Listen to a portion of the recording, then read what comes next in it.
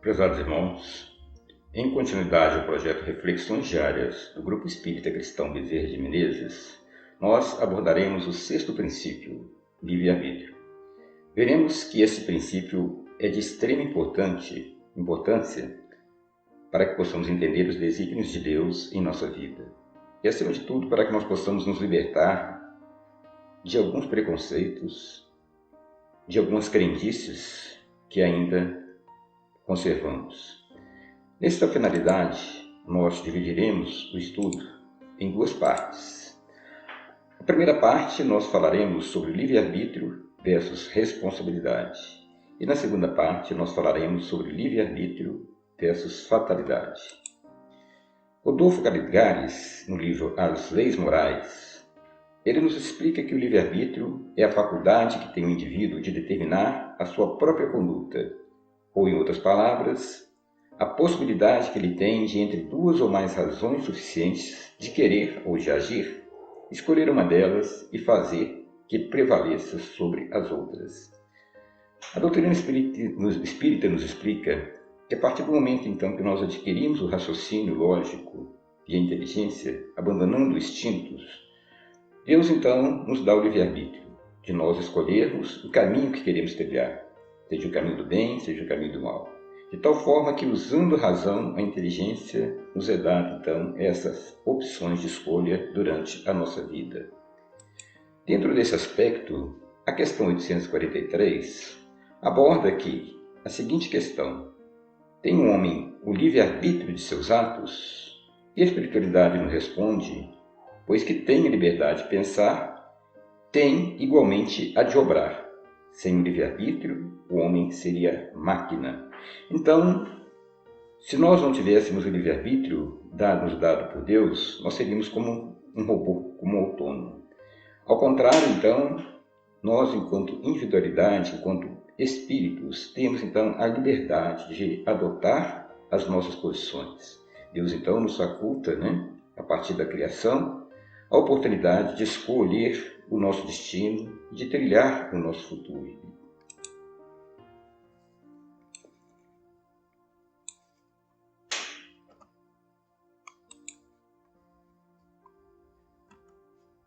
Na questão 244, Kardec pergunta: o livre-arbítrio goza o homem desde o seu nascimento? O Espírito de Verdade fala que a liberdade de agir desde que haja vontade de fazê-lo. Nas primeiras fases da vida, quase nula é a liberdade, que se desenvolve e muda de objeto com o desenvolvimento das faculdades. Estando seus pensamentos em concordância com o que a sua idade reclama, a criança aplica o seu livre-arbítrio àquilo que lhe é necessário. Então, dentro do desenvolvimento do ser humano,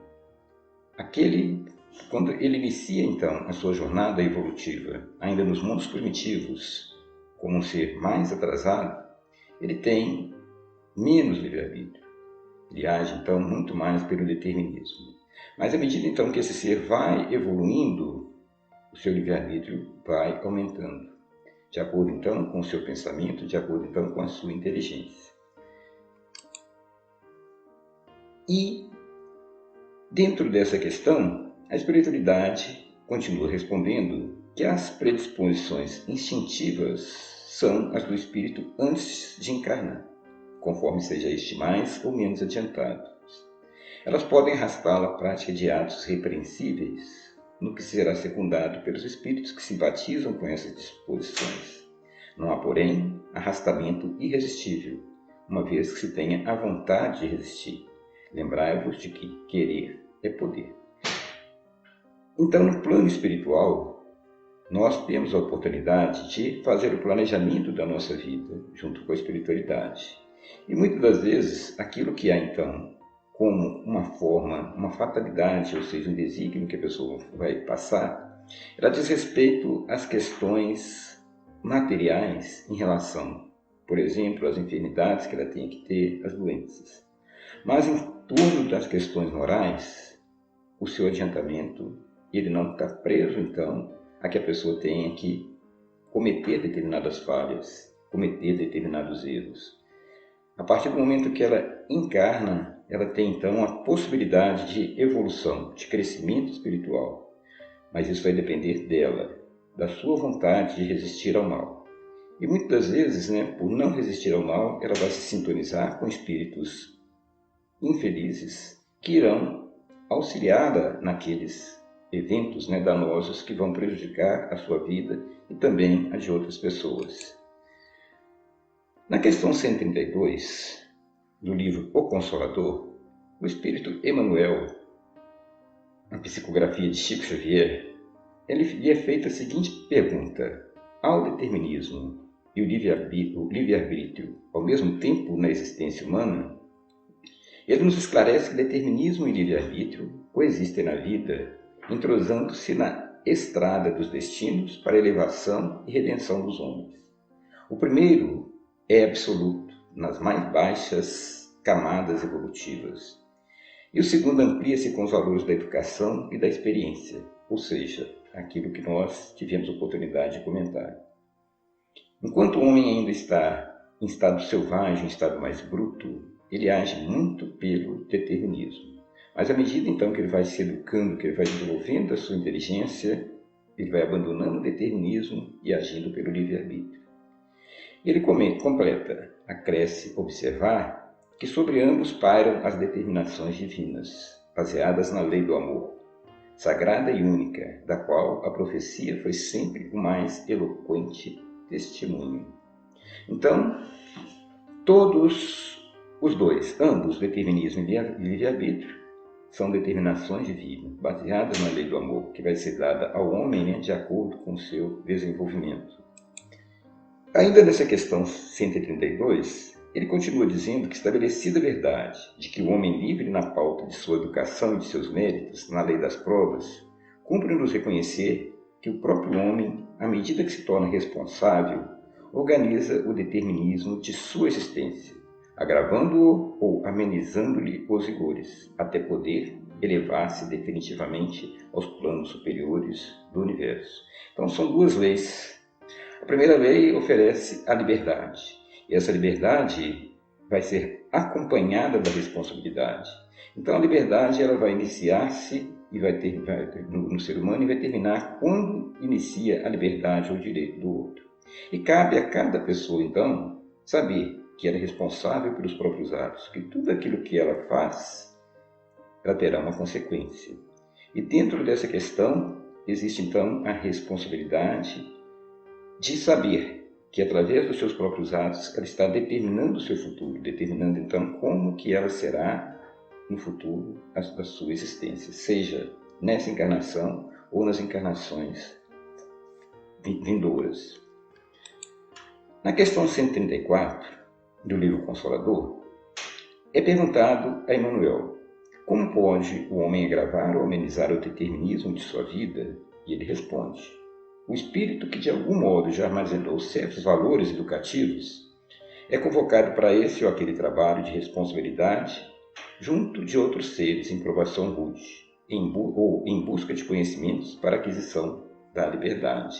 Então, quando nós aumentamos a nossa consciência, a nossa responsabilidade, nós então passamos a ter a obrigação de trabalhar em prol do nosso próximo.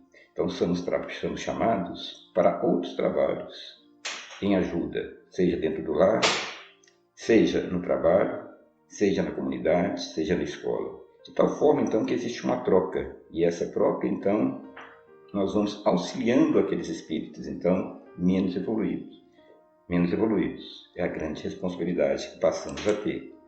Ele fala que esse trabalho deve ser levado a efeito na linha reta do bem, de modo que esse filho seja o bom cooperador de seu Pai Supremo, que é Deus, o administrador de uma instituição, o chefe de uma oficina, o escritor de um livro, o mestre de uma escola, tem a sua parcela de independência para colaborar na obra divina e devem retribuir a confiança espiritual que lhes foi deferida. Então, todos os cargos que nos é dado na vida, tudo aquilo que nós fazemos em nossas profissões, nós temos o livre-arbítrio de poder utilizar aquilo, mas temos a responsabilidade perante Deus de usar aquele conhecimento ou aquela autoridade para o bem, colaborando então para a evolução espiritual de outros seres que estarão ligados conosco. Leon Denis, no livro O Problema do Ser, do Destino e da Dor, ele esclarece que a liberdade e a responsabilidade são correlativas no ser e aumentam com a sua elevação. É a responsabilidade do homem que faz sua dignidade e moralidade. Sem ela, não seria ele mais do que um autômato, um joguete das forças ambientes. A noção de moralidade é inseparável da de liberdade. A responsabilidade é estabelecida pelo testemunho da consciência que nos aprova ou censura segundo a natureza de nossos atos. Então, pela liberdade que o homem tem de obrar, ele terá a responsabilidade, vinculada então à lei moral, de tal forma que ele então é responsável pelos seus próprios atos. E à medida então que ele aumenta a sua consciência e vai estabelecendo o seu trabalho no bem, ele vai evoluindo. Mas, ao contrário, quando então ele usa mal essa responsabilidade, ele arcará com as consequências. Dentro dessa forma, nós vamos ver então que o homem é o principal responsável pelo seu destino, que não existe então uma predeterminação, mas de acordo então com as suas obras, de acordo com o que ele faz, ele estabelecerá a sua felicidade ou a sua desdita.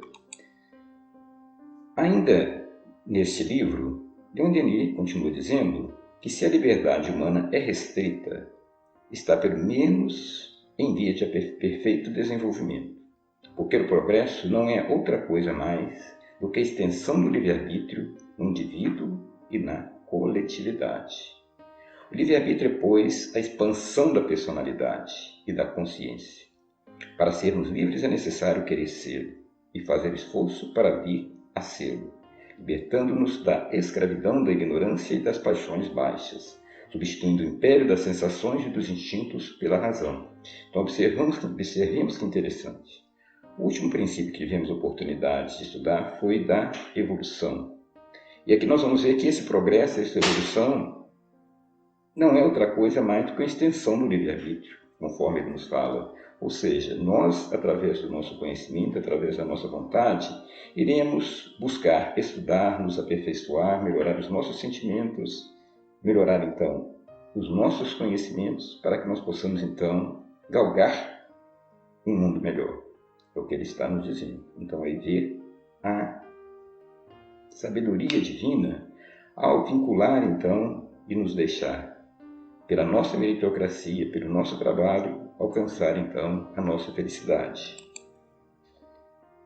Bom, a luta e o trabalho são tão imprescindíveis ao aperfeiçoamento do espírito como o pão material é indispensável à manutenção do corpo. É o que nos vai dizer Emmanuel na questão 131 do Consolador, nos mostrando então que nós vamos alcançar a perfeição através da luta, através do trabalho, que isso então vai ser imprescindível para o nosso aperfeiçoamento. Mas nós temos o livre-arbítrio de escolher se queremos estacionar ou se queremos lutar, trabalhar, ou ao contrário, se nós não queremos fazer o bem. Sabendo então que tudo que nos acontece decorrerá então dessa nossa escolha, que Deus então possa nos iluminar, e veremos o próximo estudo, livre-arbítrio versus fatalidade.